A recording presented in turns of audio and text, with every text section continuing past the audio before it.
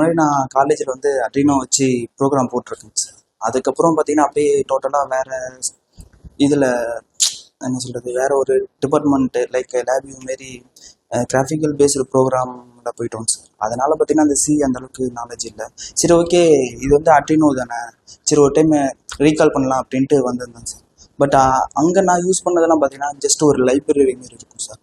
அதுலேயே பார்த்தீங்கன்னா எல்லா கோடும் எழுதி வச்சுருப்பாங்க. சும்மா ரீட் அண்ட் ரைட் நார்மலாக எடுத்து போட்டோம்னா ஒர்க் ஆகிடும்.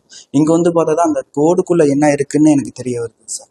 அதுக்கப்புறம் அந்த ரிஜிஸ்டர் வைஸ் அதில் இருக்கிற ஒவ்வொரு பார்ட்டை நான் வந்து பார்க்கும்போது பார்த்தீங்கன்னா ஈஸியாக எல்லா மைக்ரோ கண்ட்ரோலுக்கும் என்னால் ப்ரோக்ராம் எழுத முடியும்னு தோணுது சார். லைக் இந்த டேட்டா சீட்டை நம்ம ரீட் பண்ணுறது மூலிமா நம்மளுக்கு ஒரு அண்டர்ஸ்டாண்ட் வருது சார். அதை வச்சு பார்த்தோன்னா மற்ற எந்த டேட்டா சீட்டை வேணால் நம்மளால் ரீட் பண்ண முடியும்னு தெரியுது சார். ஸோ இந்த பேசிக்கை வச்சு நம்ம வேறு எந்த மைக்ரோ கண்ட்ரோலுக்கு வேணால் தெரிஞ்சால் ப்ரோக்ராம் போட்டுடலாம் சார். Thank you sir.